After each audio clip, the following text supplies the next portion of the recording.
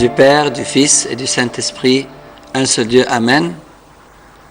Chers spectateurs, j'aimerais répondre aujourd'hui à une question qui concerne les jeunes.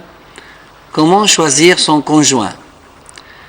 Les décisions que nous prenons sont généralement la résultante de trois forces intérieures qui sont l'âme ou la voix de Dieu en nous, la raison qui étudie les faits avec calme, les sentiments ou les émotions qui nous animent en certaines situations. Une grave erreur serait d'inverser cette échelle. Il ne fait pas de doute que l'ordre cité plus haut est le bon. C'est Dieu qui contrôle notre pensée et c'est la pensée qui contrôle les sentiments. L'inversion des valeurs se produit lorsque ce sont les sentiments qui nous conduisent et réduisent la pensée et l'âme au silence. Les sentiments ne sont pas aptes à nous conduire. En effet, les sentiments sont changeants. Ils font partie de l'homme ancien, sujet à l'erreur. Ils sont une composante du corps et du courant pécheur qui sévit dans nos instincts. C'est pour cela que ce serait une grave erreur que de se laisser conduire par les sentiments. La raison pourrait être opposée au choix des sentiments. Et Dieu lui-même pourrait y être opposé, et c'est lui qui sait où se trouve notre bien et connaît notre avenir. Le choix de son conjoint doit donc commencer par Dieu, en l'implorant continuellement, afin qu'il nous dévoile le chemin, en évitant tout entêtement envers une certaine pensée ou certains sentiments, mais par une soumission sincère et dépourvue de toute volonté personnelle.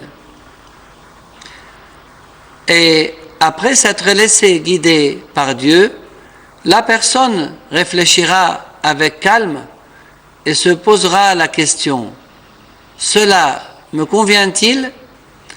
Elle mènera cette réflexion seule, avec son père spirituel, avec sa famille et ses amis. Nul doute que la réflexion à voix haute conduit à de bonnes décisions, si elle est accompagnée d'une soumission à Dieu et de l'invocation de son conseil et sa providence. Quant aux sentiments, point trop n'en faut, qu'ils soient mesurés et maîtrisés, plutôt qu'enflammés et incontrôlés, au point de masquer la voix de la raison, voire la voix de Dieu.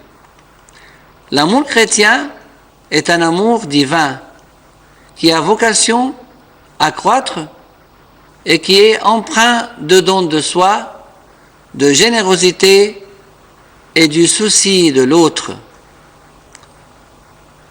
C'est ainsi que les deux se rencontrent en Christ et que l'un devient deux et que les deux deviennent un par l'action du Saint-Esprit dans le Saint-Sacrement du mariage.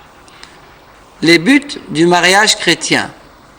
Le mariage est-il nécessaire pour la majorité? Et pourquoi? Nous voyons dans la religion chrétienne trois buts pour le mariage. La sainte union. Il n'est pas bon que l'homme soit seul. Je lui ferai une aide semblable à lui. Il s'agit d'une union d'amour pure et sainte en Christ, à l'image de l'union du Christ avec l'Église. L'association avec Dieu dans la création. Les époux sont associés à Dieu dans l'action de création, et c'est là une grande gloire pour l'homme. Ce ne sont pas des choses purement sensuelles, car elles renferment la mission de préserver le genre humain.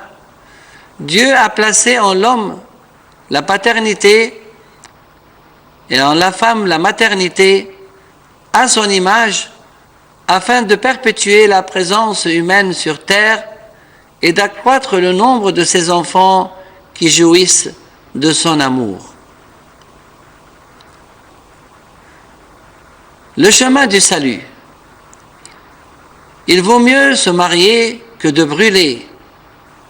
Cela signifie que le mariage est la voie du salut pour la majorité des hommes.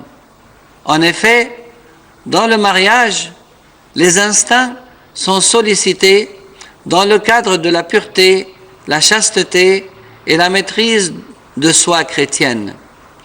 Quant aux autres à qui il a été donné, ils ont le sentiment que leur salut est dans la virginité afin d'être à Dieu de tout leur être et ils sont appelés à cela.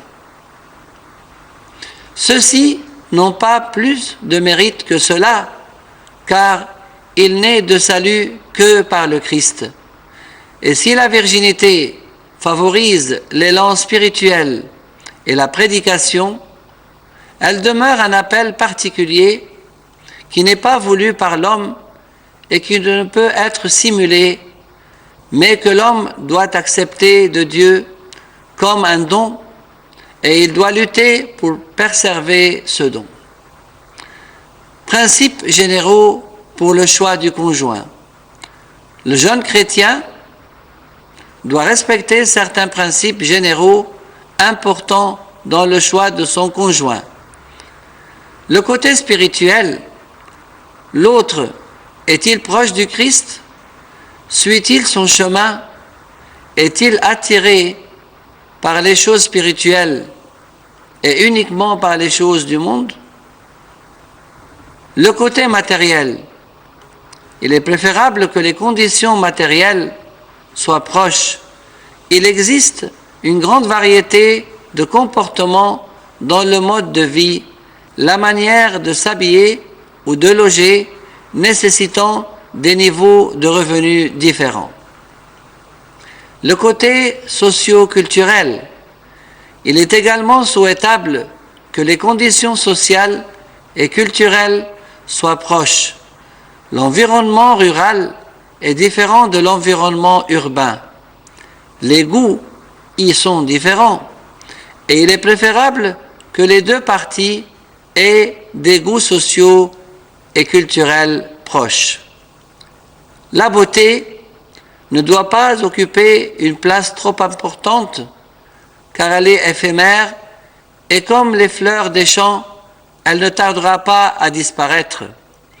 De plus, la beauté du corps est souvent source d'ennui et de fracas. Elle peut même être la cause de retard intellectuel, culturel ou spirituel dans la mesure où elle accapare toute l'attention de la personne et gloire à Dieu éternellement. Amen.